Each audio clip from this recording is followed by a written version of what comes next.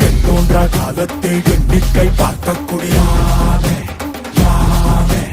ஆதித்தி சுடர் வெள்ளம் அணையாமல் காத்த குடி தீமென்று தீ தின்று தீக்காடாய் வாழும் குடி